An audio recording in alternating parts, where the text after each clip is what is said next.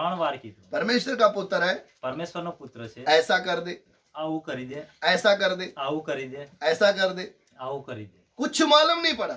કશી ખબર ના પડી. प्रभु ने भी वचन से जवाब दिया। પ્રભુએ પણ વચનથી જવાબ આપ્યો. ये भेद उसको मालूम नहीं पड़ा। આ ભેદ એને ખબર ના પડી. शरीर में उसको पकड़ा, શરીરમાં એમને પકડ્યા, एक कम 40 उसकी कोड़े उसकी कमर में मारे गए, 39 કોરડા એમની પીઠ ઉપર કમરમાં મારવામાં આવ્યા, उसके सिर में कांटों का ताज रखा, એના માથા ઉપર કાંટાનો તાજ મૂકવામાં આવ્યો, भारी क्रूस उठा के पहाड़ पर ले गए, વજનદાર ક્રૂસ ઉચકાડીને એને ડુંગર ઉપર લઈ ગયા, दोनों हाथों में कील ठोक दिए, બંને હાથમાં ખીલ્લા ठोक्या, दोनों पांव में कील ठोक दिए, બંને પગમાં ખીલ્લા ठोक्या, क्रूस पर लटकाया। ક્રૂસ ઉપર લટકાવી દીધા. सबने सोच लिया अब कहानी क्या हो गई, બધાએ ખતમ હો વિચારી ગઈ। લીધું કે હવે કહાની ખતમ થઈ ગઈ. शैतान और उसकी शक्तियां भी खुश है। શૈતાન અને એની શક્તિઓ પણ ખુશ છે. उसका मतलब क्या है? એનો અર્થ શું છે? प्रभु यीशु का मौत, प्रभु यीशु के मरने से पहले પ્રભુ ઈસુના મર્યા પહેલા जितने भी संत लोग मरते थे જેટલા પણ સંત લોકો મરતા હતા और पापी लोग मरते थे, અને પાપી લોકો મરતા હતા, सबका आत्मा पताल में जाता था, બધાનો આત્મા પાતાળની અંદર જતો, अधोलोक में जाता था। અધોલોક ઊંડાણમાં જતો હતો. अधोलोक में दो जगह थी, અધોલોકમાં બે જગ્યા છે. एक अब्राहम की गोद એક અબ્રાહમનો ખોળો जिधर आराम मिलता था, જ્યાં આરામ મળે છે, एक तड़फने वाली जगह थी એક તડપવા વાળી આગની જગ્યા છે. जिधर आप लाजर और धनी का पढ़ेंगे तो જો તમે લાજર અને ધની વિશે વાંચશો તો धनी तड़फ रहा था, ધની તડપી રહ્યો હતો, लाजर अब्राहम की गोद में था। લાઝર અબ્રાહમના ખોળામાં બેઠો હતો. यीशु मसीह के क्रूस पर जान देने से पहले પ્રભુ ઈસુના જીવ આપ્યા પહેલા हर एक व्यक्ति का आत्मा अधोलोक में जाता था, દરેક વ્યક્તિનો આત્મા અધોલ ઊંડાણમાં જતો હતો. लेकिन जो प्रभु के ऊपर विश्वास करते मरते थे, પણ જે પ્રભુ ઈસુ ઉપર વિશ્વાસ जो प्रभु पर विश्वास करते थे, જે પ્રભુ પર વિશ્વાસ કરીને મરતા હતા, परमेश्वर के ऊपर विश्वास करते थे, પરમેશ્વર ઉપર વિશ્વાસ કરતા હતા, क्योंकि अलग अलग युग थे। કેમ કે અલગ અલગ યુગ હતા. कोई विवेक के हिसाब से चला, કોઈક વિવેકના હિસાબે ચાલ્યો, व्यवस्था के हिसाब से चला, વ્યવસ્થાના હિસાબે ચાલ્યો, परमेश्वर की आज्ञाओं के अनुसार चला। પરમેશ્વરની આજ્ઞા દ્વારા ચાલ્યા. करते करते जो मर जाते थे, આવું કરતા કરતા જે મરણ પામતા હતા, जो जिसकी आत्मा आराम के जगह में जाती थी, જેનો આત્મા આરામની જગ્યાએ જતી હતી, वो अब्राहम की गोद में बैठता એ था, અબ્રાહમના ખોળામાં બેસતો यानी હતો. आराम की जगह है वो। એ આરામની જગ્યા છે. और जो दुष्ट लोग पाप करते करते मरते थे, જે दुष्ટ લોકો પાપ કરતા કરતા મરતા હતા, वो सब तड़फते थे। એ બધા તડપતા હતા.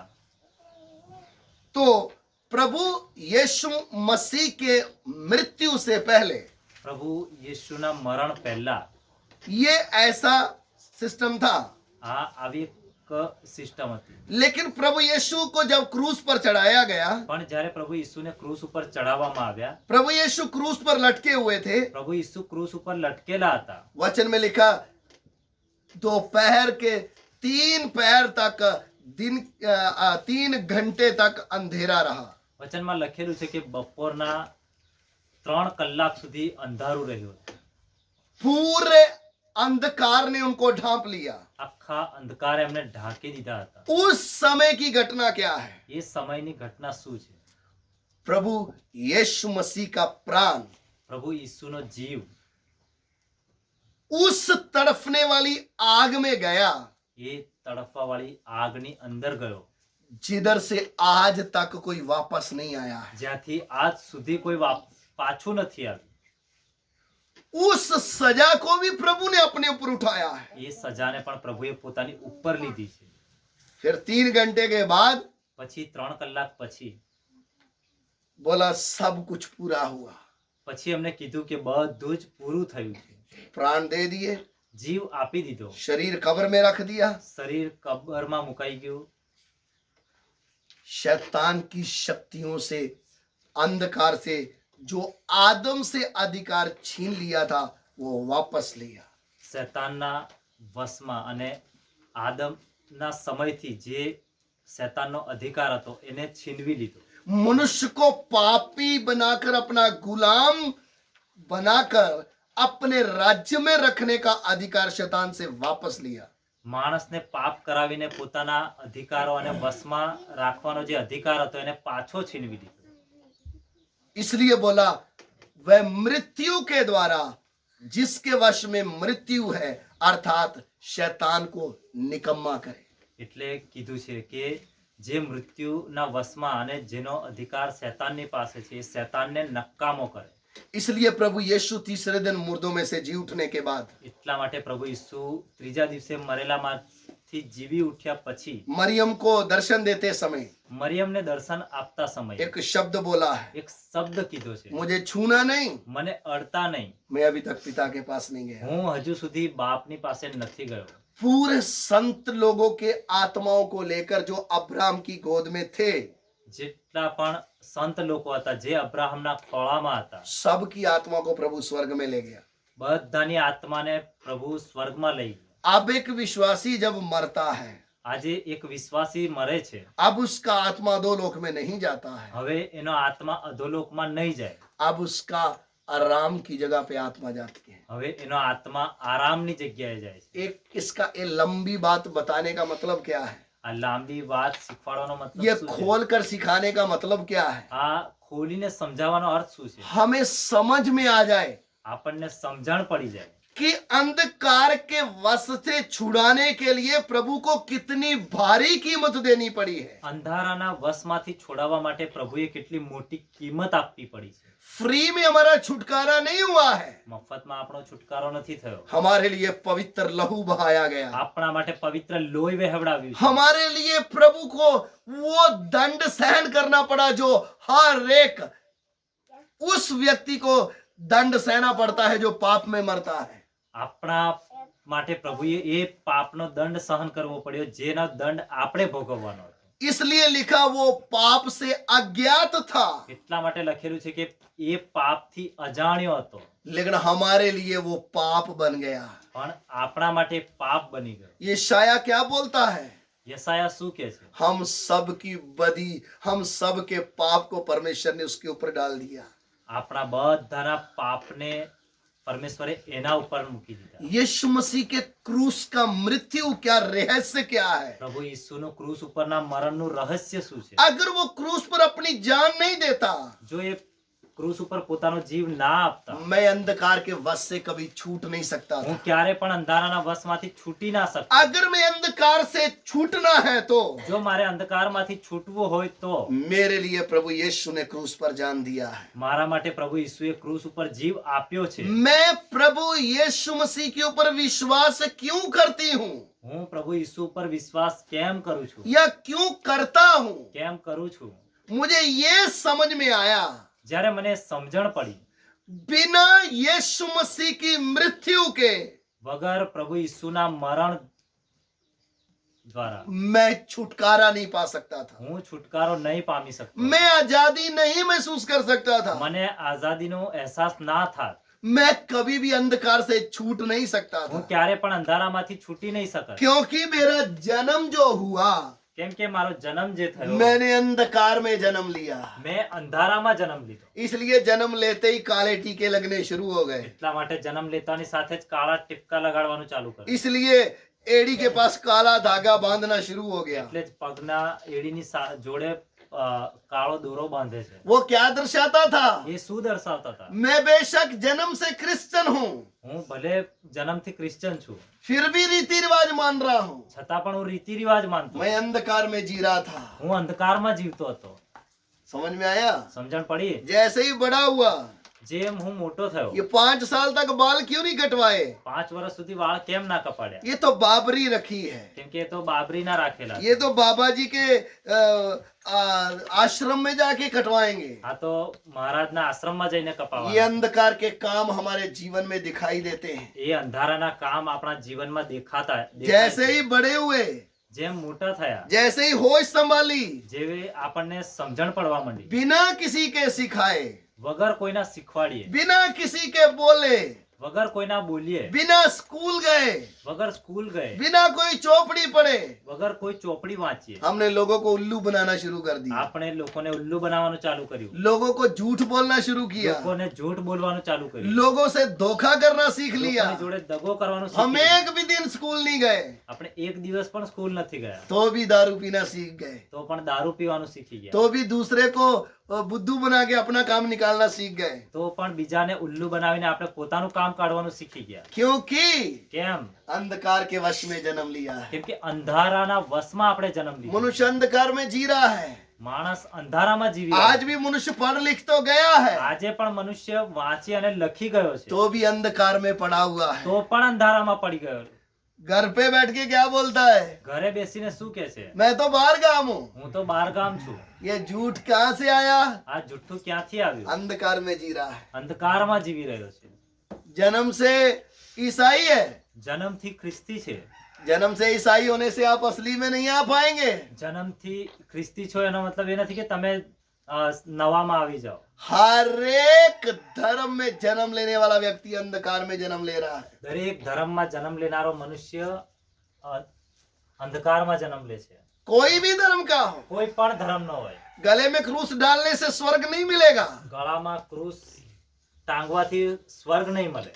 दीवार पे यीशु को टांगने से स्वर्ग नहीं मिलेगा। દિવાલ ઉપર ઈસુનો ફોટો ટાંગવાથી સ્વર્ગ નહીં મળે। मुझे ये समझ में आना है प्रभु यीशु ने मेरे लिए कीमत क्या दिया है। મને સમજણ પડવી જોઈએ કે પ્રભુ ઈસુએ મારા માટે કિંમત શું આપી છે। वो कीमत क्या है? એ કિંમત શું છે? मेरे रिश्तेदार मेरे लिए वो कीमत नहीं दे सकते थे, મારા સગા સંબંધીઓ મારા માટે આવી મોટી કિંમત નહીં આપી શકે। मेरा बाप मेरे लिए कीमत नहीं दे सकता મારો है, બાપ મારા માટે આ કિંમત નહીં આપી શકે। मेरे अंकल मेरे लिए कीमत नहीं दे सकता મારા है, કાકા મારા માટે આ કિંમત નહીં આપી मेरी શકે। माँ मेरे लिए वो कीमत नहीं दे सकती, મારી મા મારા માટે આ કિંમત નહીં આપી मेरे શકે। रिश्तेदार मेरे लिए वो कीमत नहीं दे મારા सकते, સંબંધીઓ આ કિંમત નહીં આપી શકે। मेरा समाज मेरे लिए वो कीमत नहीं दे सकता। મારો સમાજ મારા માટે આ કિંમત નહીં આપી શકે। मेरे लिए वो कीमत प्रभु यीशु मसीह ने दी है। મારા માટે કિંમત પ્રભુ યೇಸುએ આપી છે। इसलिए मैं बिना किसी को पूछे प्रभु यीशु मसीह को अपना उद्धार करता स्वीकार करता हूँ। એટલા માટે હું કોઈને પણ પૂછ્યા વગર હું પ્રભુ ઈસુને મારો ઉદ્ધાર કરતા સ્વીકાર કરું છું। कोई मेरे साथ आए या ना आए, કોઈ મારી સાથે આવે કે ના આવે, मेरे माँ बाप मुझे मेरे साथ आए या ना आए, મારા મા બાપ મારી સાથે આવે કે ના આવે, मेरा समाज मेरे साथ आए या ना आए, મારો સમાજ મારી સાથે આવે કે ના આવે, मुझे समझ में क्या आया? મને સમજણ શું પડી? मेरे लिए मेरा यीशु क्रूस पर मरा है।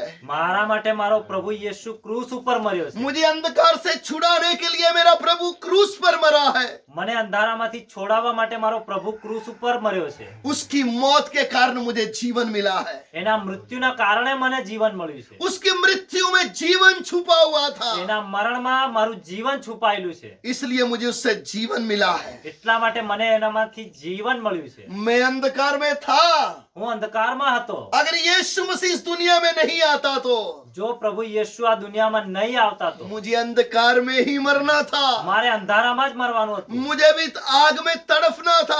મારે પણ નરકની આગમાં તડપવાનું હતું। लेकिन मैं उस प्रभु के पीछे क्यों चल रहा हूँ? પણ હું એ પ્રભુ ઈસુના પાછળ કેમ ચાલી રહ્યો છું? मेरे पाप का दंड उसने उठा लिया है। મારા પાપની સજા એમને ઉચકી લીધી છે। वो सजा उठाने के कारण એ સજા ઉઠાવવાના કારણે मुझे जीवन मिल गया। મને જીવન મળી ગયું। इसलिए मैं बिना किसी को पूछे, એટલા માટે હું કોઈને પણ પૂછ્યા વગર, बिना किसी शर्त के વગર કોઈ શરતે प्रभु यीशु मसीह को अपना उद्धार करता ग्रहण करता हूँ। પ્રભુ યેસુ મસીહને હું મારો ઉદ્ધાર કરતા ગ્રહણ કરું છું। ऐसा नहीं है એવું નથી कि मेरा पापा जाता है, કે મારો બાપ જાય છે, वो चर्च में जाता है, એ ચર્ચમાં જાય છે, मैं भी जाती हूँ, હું પણ જાઉં છું, मैं भी जाता हूँ, હું પણ જઈ રહ્યો છું। हम अक्खी फैमिली जाते हैं। અમે આખું પરિવાર જઈએ છે। यीशु मसीह आपके परिवार को बचाने आया है, પ્રભુ યેસુ તમારા પરિવારને બચાવવા આવ્યો છે। लेकिन ऐसा नहीं है। પણ એવું નથી। ये गुरुद्वारे या मंदिर का प्रसाद नहीं है આ ગુરુદ્વારા કે મંદિરનો પ્રસાદ નથી कि दादी जी लेकर आ गई और सबको बांट देगी।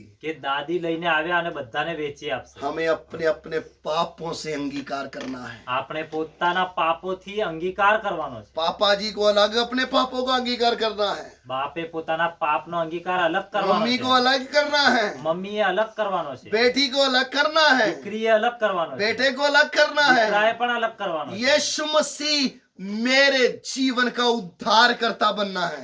પ્રભુ યેશુ મસીહ મારા જીવનનો ઉદ્ધાર કરતા બનવું છે. अगर मैंने अंधकार में अपने आप को रहता महसूस किया है तो જો મેં પોતાને જાતને અંધકારમાં રહેવાનું મહેસૂસ કર્યું છે તો मुझे छुटकारा भी महसूस होना है, મને છુટકારો પણ અનુભવ થવો જોઈએ. मुझे महसूस होना है, મને खबर પડવી જોઈએ. मुझे महसूस होना है મને ખબર પડવી જોઈએ. मेरा उद्धार हुआ है. મારો ઉદ્ધાર છુટકારો થયો છે. ये नहीं कि हम सब एक ने ये मेरा पापा प्रभु में है इसलिए हम सारा परिवार ही जाते हैं. એવું નથી કે મારો બાપ પ્રભુમાં છે એટલે અમે આખું પરિવાર જઈએ છે પ્રભુ. पहले पापा उद्धार पाया है, પહેલા બાપ ઉદ્ધાર પામ્યો છે, फिर बच्चे भी उद्धार पाना है, પછી બાળકોએ પણ ઉદ્ધાર પામવાનો फिर છે, रिश्तेदार भी उद्धार पाना है. પછી સગા સંબંધીઓએ પણ ઉદ્ધાર પામવાનો क्योंकि છે. वचन में क्या लिखा है, પણ વચનમાં શું લખ્યું છે? तू उद्धार पाएगा तो જો તું ઉદ્ધાર પામીશ તો तेरा घराना भी उद्धार पाएगा. તારું પરિવાર પણ ઉદ્ધાર પામશે. इसलिए मेरे प्यारो, એટલા માટે પ્રિય, अंधकार के वश से छुड़ाने के लिए અંધકારના વશમાંથી છોડાવવા માટે इस दुनिया में कोई नहीं है, આ દુનિયાની અંદર કોઈ નથી. सिर्फ प्रभु यीशु मसीह ही है. બસ પ્રભુ યેશુ મસીહ સિવાય બીજું કોઈ નથી. वही सारी दुनिया का छुड़ाने वाला परमेश्वर है. એ જ આખા જગતને છોડાવવા વાળો પરમેશ્વર છે. क्योंकि કેમ કે उसने आकर कीमत दिया है. એને આવીને કિંમત આપી છે. यदि आप परमेश्वर के वचन को समझेंगे तो જો તમે પરમેશ્વરના વચનોને સમજશો तो फिर आपको खुद के बारे में समझ में आएगा. તો તમને પોતાના વિશે ખબર પડશે. मुझे अंधकार से निकलना है. મારે અંધારામાંથી બહાર बाइबल નીકળવું. तो हाथ में है પવિત્ર બાઇબલ તો હાથમાં છે लेकिन अभी भी अंधकार में पड़े हुए हैं. પણ હમણાં પણ અંધકારમાં પડેલા છે. सुबह उठकर यीशु की फोटो तो देखते हैं, સવારમાં ઉઠીને પ્રભુ ઈસુના ફોટાને તો જોઈએ છે, क्रूस भी देखते हैं. ક્રૂસને પણ જોઈએ છે. ऐसी उद्धार नहीं होगा. આવી રીતે ઉદ્ધાર નહીં થાય. उद्धार होना है तो ઉદ્ધાર થવો હોય તો दीवार पर लटकाने से उद्धार नहीं होगा. દીવાર ઉપર લટકાવાથી ઉદ્ધાર નહીં થાય. इसको दिल में आने देना है, એને દિલમાં આવવા દેવાનો છે. इसको सौंपना है अपना आप. પ્રભુ યેશુને આપણે પોતાની જાતને સોંપવાના છે. मुझे ये स्वीकार करना है, મારે એનો અંગીકાર કરવાનો છે. प्रभु मैं पापी हूँ. પ્રભુ હું પાપી છું. मुझे समझ में क्या आया, મને સમજણ શું પડી? मेरे सोचने के द्वारा मैं पाप किया हूँ, મારા વિચારવા દ્વારા મેં પાપ કર્યું છે. मेरे देखने के द्वारा मैंने पाप किया है. મારા દેખવા દ્વારા મેં પાપ કર્યું છે. मेरा पूरा सिस्टम ही पाप में चल रहा है. મારી આખી સિસ્ટમ પાપમાં ચાલી રહી છે. मैं पाप का गुलाम हूँ હું પાપનો ગુલામ છું. और मुझे समझ में क्या आ गया, અને મને સમજણ શું પડી છે? हे प्रभु यीशु, હે પ્રભુ યેશુ, तेरे अलावा તારા સિવાય मुझे कोई छुड़ा नहीं सकता. મને કોઈ નહીં છોડાવી શકે. प्रभु मैं छुटकारा पाना चाहती हूँ. પ્રભુ હું છુટકારો પામવા प्रभु ચાહું मैं છું. छुटकारा पाना चाहता हूँ. પ્રભુ હું છુટકારો પામવા ચાહું છું. क्योंकि मुझे मालूम है કેમ કે મને ખબર છે तू मुझे छुड़ा सकता है. તું મને છોડાવી શકે છે. जब ये बात हम बोलेंगे જ્યારે આપણે આ વાત કહીશું हम उस छुटकारे को महसूस करेंगे. આપણે એ છુટકારાનો અનુભવ કરીશું. आइए अपनी आंखें बंद करें. આવો આપણે પોતાની આંખો બંધ કરીએ. इन वचन के ऊपर थोड़ी देर हम ध्यान करें. આ વચન ઉપર આપણે થોડું ધ્યાન કરીએ.